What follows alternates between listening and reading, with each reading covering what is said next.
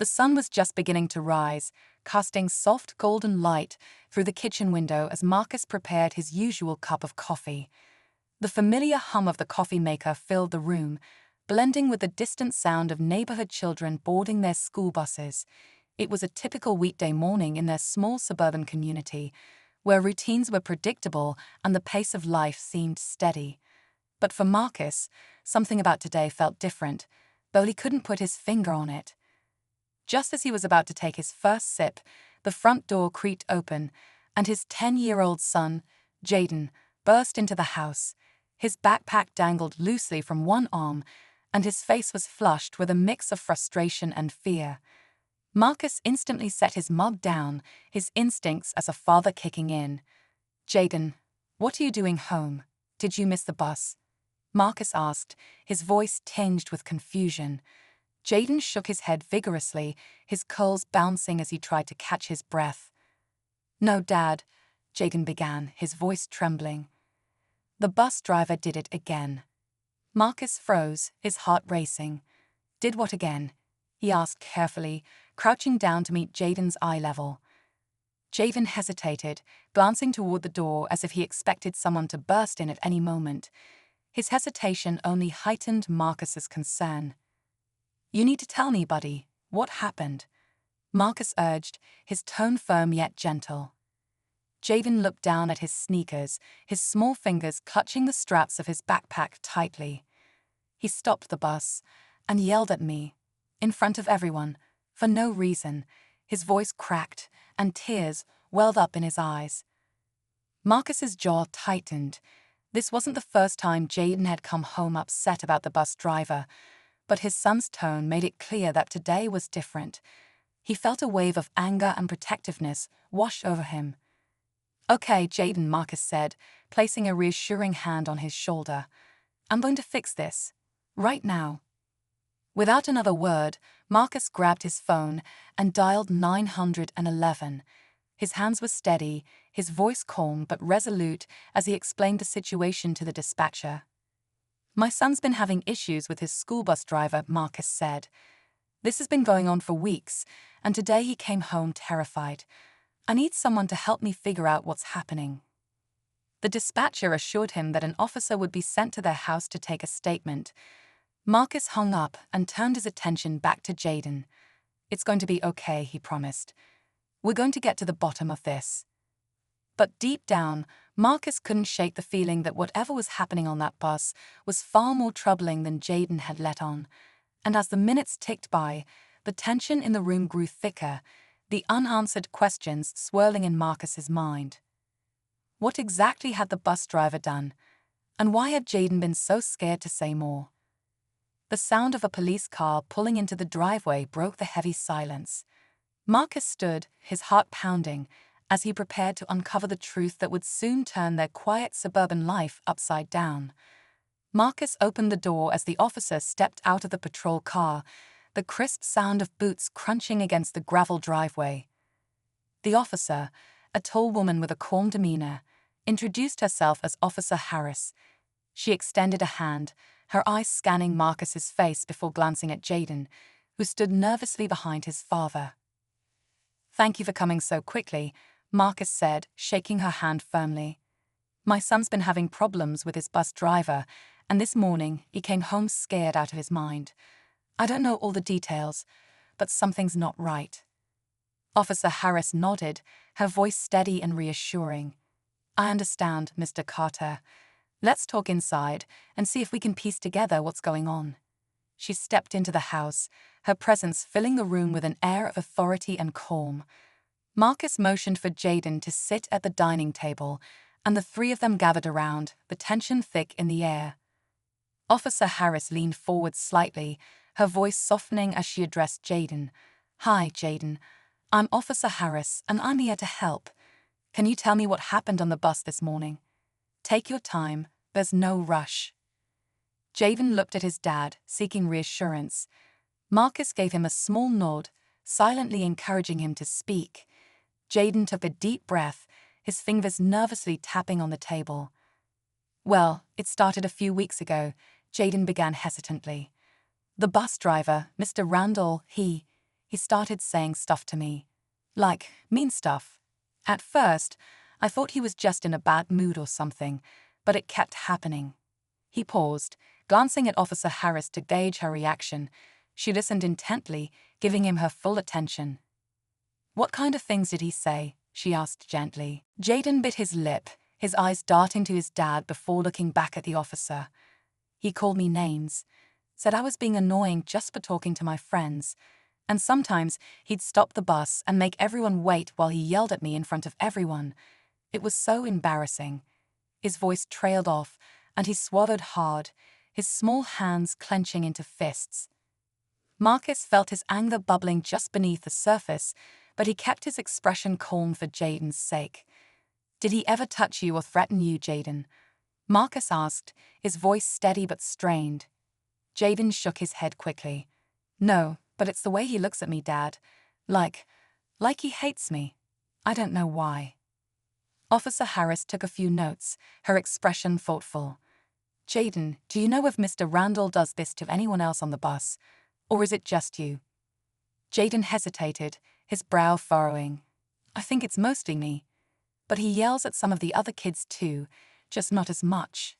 And today, he stopped the bus in the middle of the street and told me to get off. He said he didn't want me on his bus anymore." Marcus's hands tightened into fists at his sides. "He what?" he said sharply, his voice rising. "He put you off the bus. Where?" Jaden shrank back slightly at his dad's tone. "It was only a block away from school," he said quickly. "I just walked back home.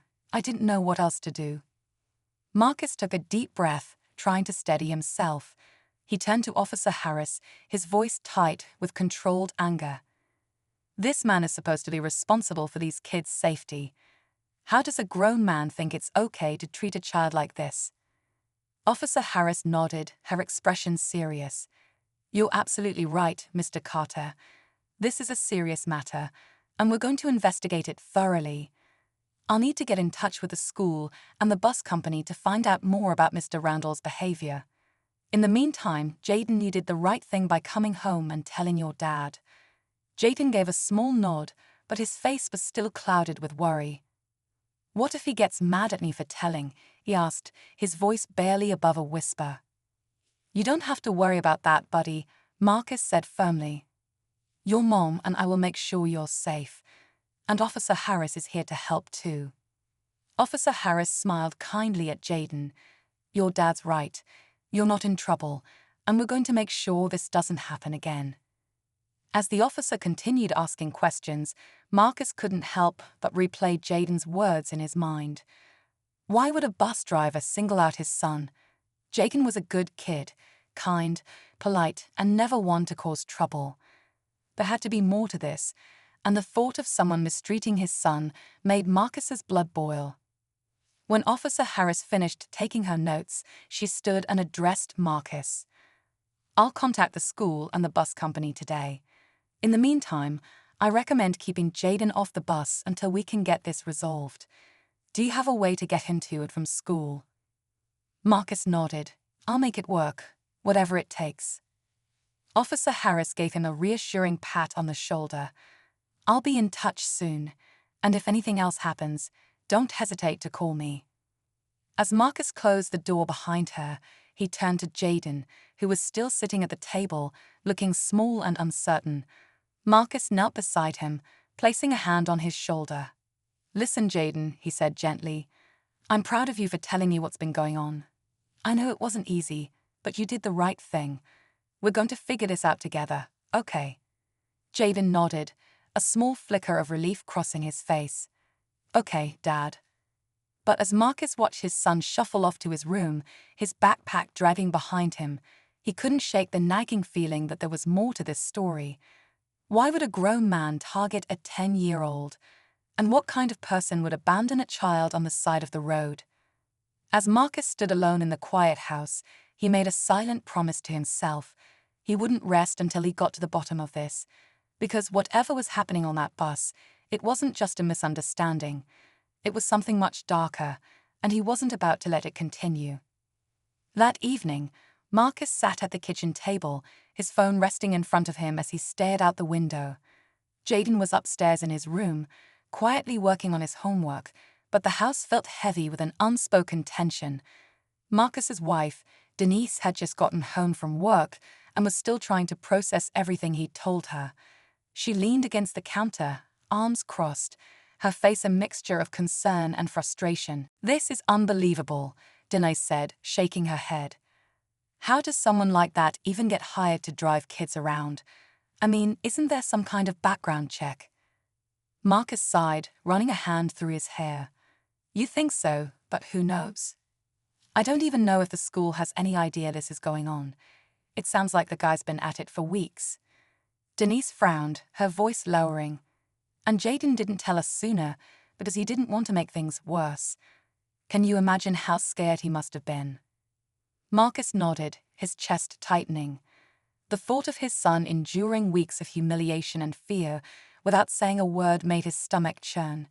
He felt a pang of guilt. Shouldn't he have noticed something was wrong?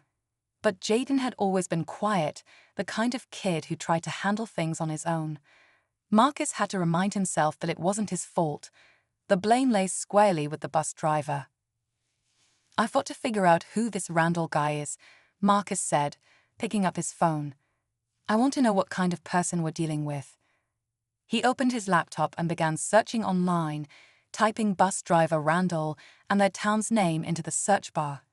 At first, nothing seemed to come up, just links to the school district's transportation department and generic information about bus routes.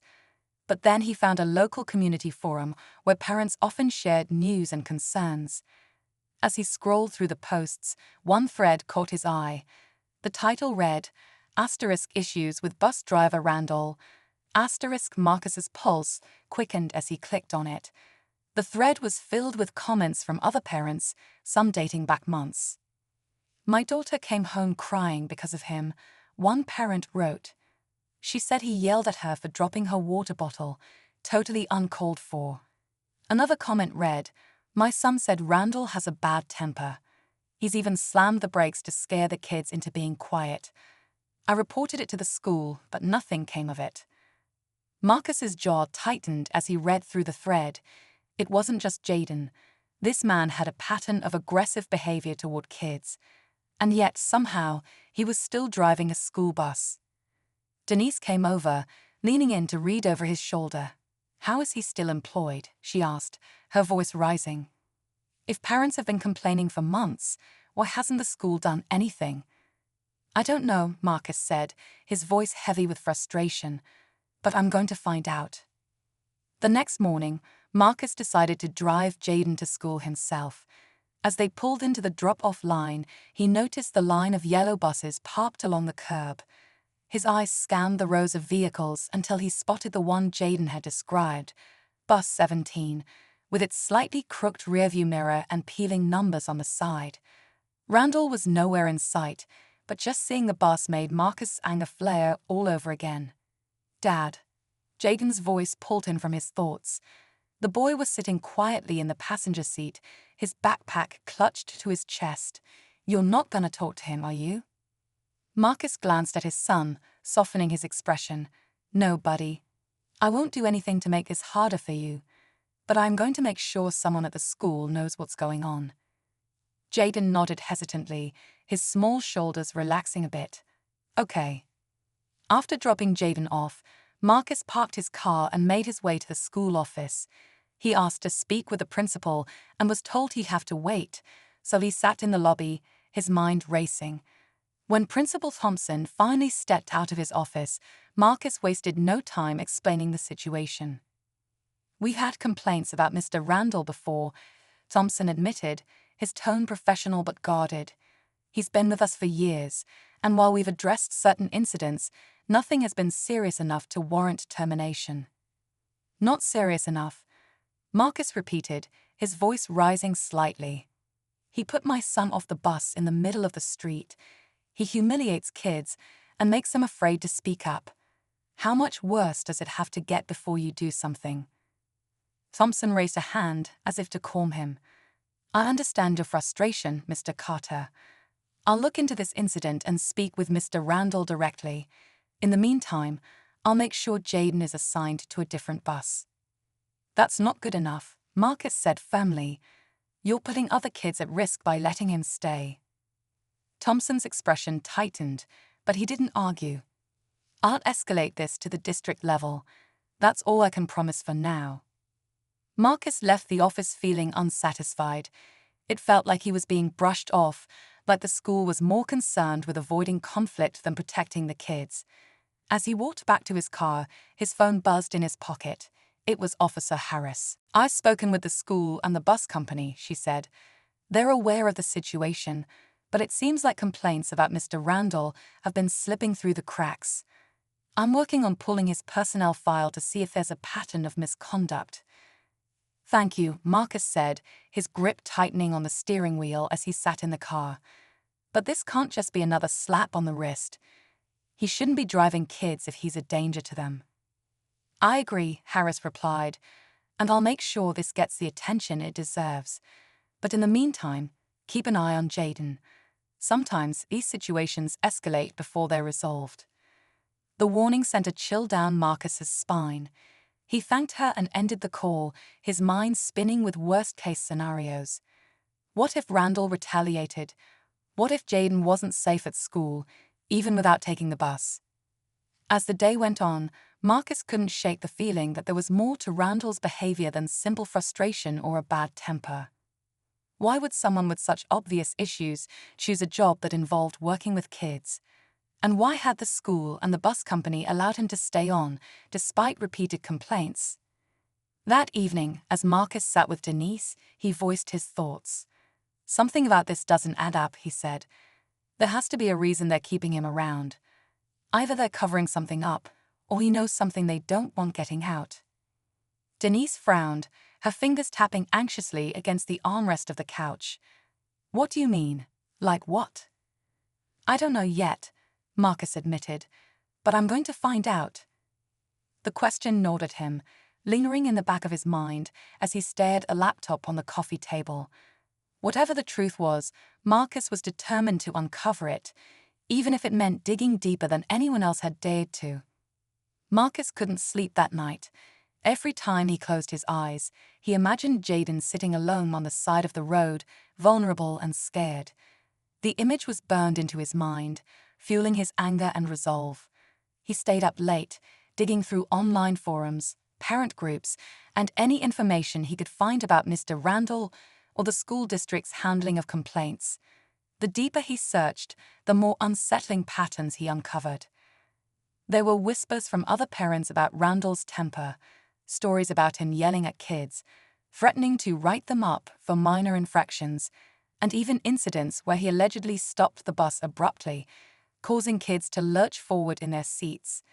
Yet, each time someone complained, it seemed the issue was swept under the rug. The school district's reputation, Marcus realized, was likely a bigger priority than the safety of the children. But something stood out among the chatter, an anonymous comment in the community forum. It read, "Asterisk, there's a reason Randall's still around. The district owes him more than they let on." Asterisk. What did that mean? Marcus stared at the screen, the words taunting him. He wanted to dismiss it as gossip, but a nagging feeling told him there was truth behind it. Was Randall being protected for some reason? If so, why? The next morning, Marcus decided to follow a hunch. He drove to the bus depot where Randall's bus was stationed between routes. The lot was mostly empty, save for a few mechanics working on other buses. Marcus parked at the edge of the lot and waited. He wasn't sure what he was looking for, but he felt compelled to see Randall for himself, to observe the man who had made his son's life miserable. After about 20 minutes, he spotted him. Randall stepped out of the driver's lounge, a tall, broad-shouldered man with a weathered face and an air of impatience. He walked with a slight limp, his movements deliberate. Marcus watched as Randall approached bus 17, holding a clipboard and talking to one of the mechanics. He seemed agitated, waving his arms as he spoke, though Marcus couldn't hear what he was saying. Something about the man's demeanor set Marcus on edge. He wasn't just an angry, impatient bus driver. There was a certain intensity about him, a sharpness that suggested deeper issues. Marcus pulled out his phone and took a discreet photo of Randall, planning to share it with Officer Harris later. He didn't know if it would help, but he felt a growing need to document everything. Later that day, Marcus picked Jaden up from school. He watched his son closely as they drove home, noting how quiet and withdrawn he seemed. Usually, Jaden would chatter about his day, excitedly recounting stories about his friends or his favorite class, but today he stared out the window, lost in thought. "Everything okay, buddy?" Marcus asked, breaking the silence. Jaden hesitated, then nodded. "Yeah, it's just, kids were talking about Mr. Randall at lunch. They said he's mad because the school called him into a meeting. I think he knows I told." Marcus's grip on the steering wheel tightened. "You don't need to worry about that," he said firmly. "He's not going to hurt you. I won't let that happen." Jaden glanced at his dad, his expression a mix of trust and uncertainty. What if he's still driving other kids, though? What if he does something worse? The question hung in the air, heavy and unresolved. Marcus didn't have an answer, but the thought of Randall retaliating against anyone else made his blood run cold. He had to act fast. That evening, Officer Harris called with an update. "I've looked into Randall's personnel file," she said. "There's definitely a history of complaints, but nothing conclusive enough to terminate him, at least not on paper. However, I did find something interesting. Randall used to work as a mechanic for the district before he became a driver." "A mechanic?" Marcus repeated, surprised. "Why would he switch jobs?" "That's the thing," Harris continued. "There was an incident a few years back. The piece of equipment went missing from the depot, and Randall was implicated, but the investigation was dropped. Shortly after that, he was reassigned as a bus driver. It's unusual, to say the least." Marcus frowned, the pieces beginning to form a disturbing picture. "Do you think the district covered it up?" "It's possible," Harris admitted, "but without more evidence, it's hard to say. What I can tell you is that Randall has a history of getting away with things that should have had consequences, and if he feels cornered now, he might lash out." The warning sent a shiver down Marcus's spine. He thanked Harris and hung up, his mind racing. If Randall was capable of manipulating the system, what else was he capable of? And how far would he go to protect himself? The next day, as Marcus drove Jaden to school, he noticed a commotion near the bus drop-off area. Several parents were gathered, their voices raised in concern. Marcus parked and approached cautiously, scanning the crowd for any sign of trouble. He overheard snippets of conversation, something about a bus stopping unexpectedly, kids being frightened, and Randall's name coming up again. A mother turned to Marcus, recognizing him from the neighborhood. "Did you hear what happened?" she asked, her voice tense. "Bus 17 stopped in the middle of the road this morning. Randall refused to move it until one of the kids apologized for talking too loud. The kids were terrified." Marcus felt a surge of anger. This was escalating, just as Harris had warned. He called her immediately, relaying what he'd heard. "This guy is out of control," Marcus said, his voice shaking. "Something has to be done before someone gets hurt." Harris assured him that she was on it, but Marcus couldn't shake the feeling that time was running out. Randall was unraveling, and the district seemed more interested in protecting their image than addressing the real issue. Marcus knew he couldn't sit back any longer. He had to take matters into his own hands. That evening, as he sat at the kitchen table with Denise, he shared everything he'd learned. Together, they brainstormed their next steps. Denise suggested organizing a meeting with other parents to put collective pressure on the school district. Marcus agreed. It was time to make their voices heard. But as he began drafting an email to the parent group, his phone buzzed with a text from an unknown number. The message was short and chilling. *, stay out of this if you know what's good for you. *. Marcus stared at the screen, his heart pounding. The stakes had just been raised, and he knew they were closer than ever to uncovering the truth. But now, the question wasn't just about what Randall had done, It was about what he might do next. Marcus stared at the text message, the glow from his phone casting a faint light in the dim kitchen. His mind raced as a wave of emotions surged through him: fear, anger, and a deep sense of determination. Whoever sent the message clearly wanted to intimidate him, but instead, it only solidified his resolve. He set his phone down carefully, his jaw tightening as Denise looked over at him. "What is it?" she asked, noticing the change in his expression. Without a word, Marcus slid the phone across the table. Denise picked it up and read the message, her face paling. "Who would send this?" she whispered, her voice trembling.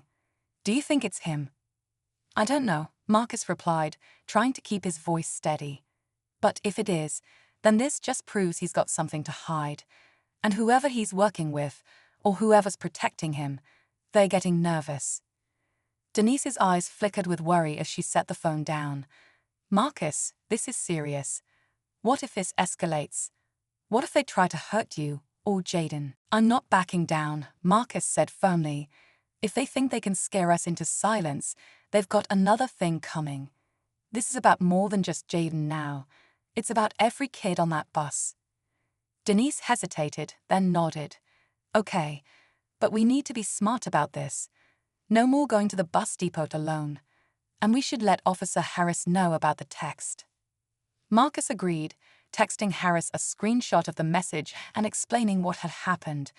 Within minutes, she called back, her voice filled with concern. "This changes things," she said.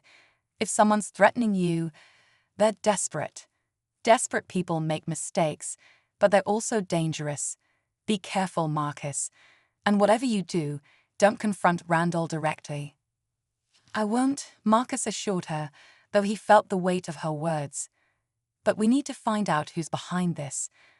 I can't just sit back and do nothing." "I'll trace the number and see if it leads anywhere," Harris said. "In the meantime, keep documenting everything. The more evidence we have, the stronger our case will be." After the call, Marcus paced the living room, his thoughts racing. He couldn't shake the feeling that the text was just the tip of the iceberg.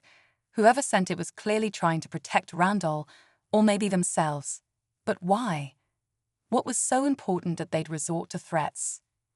The next morning, Marcus dropped Jaden off at school as usual, but instead of heading straight home, he drove to a nearby cafe where a few parents from the neighborhood were meeting to discuss their concerns about the bus situation. Word had spread quickly after the previous day's incident, and more parents were starting to speak out. As Marcus entered the cafe, he spotted a familiar face: Linda, the mother who'd told him about the bus stopping in the middle of the road. She waved him over to a table where a small group had gathered. "Marcus, glad you could make it," she said. "We've been talking about what we can do to get the district to take this seriously." Marcus sat down, listening as the parents shared their stories. One mother described how her son had been too afraid to ride the bus after Randall yelled at him for forgetting his bus pass. Another father mentioned that his daughter had been coming home in tears, too scared to speak up about what was happening. "It's like they're trying to sweep this under the rug," Linda said, frustration evident in her voice. "The district keeps saying they're investigating, but nothing ever changes. How many more kids have to go through this before they do something?" Marcus nodded, his own frustration mirrored in the faces around him. "We need to keep the pressure on them," he said. "If we can gather enough parents and make enough noise, they won't be able to ignore us." As the group continued to strategize, Marcus's phone buzzed again. This time, it was an email notification. He opened it, his heart skipping a beat as he read the subject line: "confidential information regarding Randall." The email was from an anonymous sender, and its contents were brief but explosive. "Check the district's financial records. You'll find what you're looking for." Marcus's mind reeled as he read the message. Financial records. What could that have to do with Randall? He didn't say anything to the group, unsure of what to make of the email. But as he drove home later, the pieces began to click into place. If there was something in the financial records, It might explain why the district had been protecting Randall despite the complaints. Was it possible he had leverage over someone in the administration, or was he involved in something even bigger?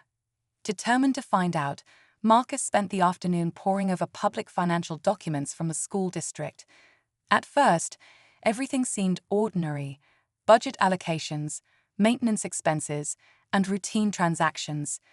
But then he noticed something odd: a series of payments listed under transportation repairs that didn't add up.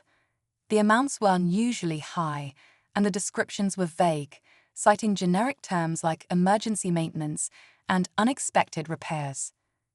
As he dug deeper, he discovered that many of the payments had been authorized by the same person, a district official named Richard Green. Marcus's stomach churned as he realized the payments coincided with the timeline of Randall's reassignment from mechanic to bus driver. Was Green involved in some kind of scheme? And if so, how did Randall fit into it? The Marcus called Harris immediately, explaining what he'd found. "This isn't just about Randall," he said. "There's something bigger going on here. Maybe fraud, maybe blackmail, but it all ties back to the district." Harris listened carefully, her tone serious. "If what you're saying is true, this could blow the whole case wide open. I'll look into Green and see what I can find. But Marcus, be careful. If someone's already threatened you, they're not going to back down easily." As he hung up, Marcus felt a renewed sense of urgency. The stakes were higher than he'd ever imagined, and the truth was closer than ever. But with every step forward, the danger grew. Whoever was behind this was running out of options, and Marcus knew they wouldn't go down without a fight. The following morning, Marcus was woken by a sharp knock at the door. His heart raced as he hurried to answer it, half expecting another escalation of the threats. To his relief, it was Officer Harris, standing on the porch with a file in her hand. She looked tired but determined. "We need to talk," she said, stepping inside without waiting for an invitation. "I've been digging into Richard Green and the district's financial records. What you found was just the beginning." Marcus gestured for her to sit, his mind racing with questions. Harris opened the file and pulled out several documents. "Randall wasn't just reassigned after that equipment incident," she explained. "He threatened to expose Green for falsifying repair costs and siphoning money from the district. Instead of firing Randall or pressing charges, Green gave him the bus driver position to keep him quiet. It looks like Randall has been holding this over Green ever since." Marcus felt a mix of vindication and anger. So Randall's been using this to get away with everything. That's why the district won't touch him. "Exactly," Harris said, her voice grim. "And it gets worse. Green has been funneling some of that money into personal accounts. If Randall decides to spill, Green could go to prison. That's why he's protecting him at all costs." Denise, who had been listening from the doorway, folded her arms tightly. "But why threaten us?" she asked. "What do we have to do with any of this?" Harris hesitated. "That's where things get tricky. Someone from inside the district must have found out you were digging around and got spooked. My guess is they were hoping to intimidate you into backing off before you uncovered this." As they spoke, Marcus's phone buzzed again. Another anonymous text appeared on the screen. Asterisk final warning. "Stop now or you'll regret it." Asterisk. Marcus held the phone up for Harris to see. "They're doubling down," he said. "What do we do?" Harris didn't hesitate. "We keep going. But we're going to need more than financial records to bring this down. We need Randall to talk." The idea made Marcus's stomach churn. Confronting Randall wasn't exactly appealing, but he knew Harris was right. If Randall could be convinced to testify, it would blow the whole scheme wide open. But convincing him to cooperate would be a gamble. Later that afternoon, Harris and Marcus drove to the bus depot. They found Randall sitting in his bus, flipping through a clipboard with his usual scowl. Harris approached him first, flashing her badge. "Mr. Randall, we need to talk," she said, her tone firm but calm. Randall glanced at her, his expression guarded. "I don't have time for this," he muttered, trying to brush past her. Marcus stepped forward. You might want to make time, he said, his voice steady despite the tension in his chest. We know about Green and the money. We know why the district's been protecting you. Randall froze, his grip tightening on the clipboard. For a moment, he said nothing, his eyes darting between Marcus and Harris. Finally, he let out a bitter laugh. So, you figured it out. Took you long enough. Harris crossed her arms. This is your chance to do the right thing, Mr. Randall. If you come clean and testify, we can help you. But if you stay silent, Green will throw you under the bus the moment things go south. Randall's face darkened. You think I don't know that? You think I haven't been waiting for the day he decides I'm no longer useful? He leaned against the side of the bus, the tough facade cracking just slightly. But if I talk, it's over for me. Green's not the only one with secrets. Marcus stepped closer. This isn't just about you, Randall. This is about every kid who's been on that bus, every parent who's been left in the dark. You've got a chance to make this right. Don't waste it. For a long moment, the air was thick with tension. Randall stared at Marcus, his jaw clenched, before finally nodding. Fine, he said. But you'd better protect me, because once Green finds out, he'll come after me with everything he's got. That evening, Harris worked with Randall to record a full statement detailing the scheme. Randall admitted to knowing about Green's embezzlement and provided documents to back up his claims. As the pieces fell into place, the scale of the corruption became clear. Green hadn't just been stealing money, had been using district funds to cover up a host of other issues, from safety violations to under-the-table deals with contractors. The next morning, Harris and her team executed a search warrant at the district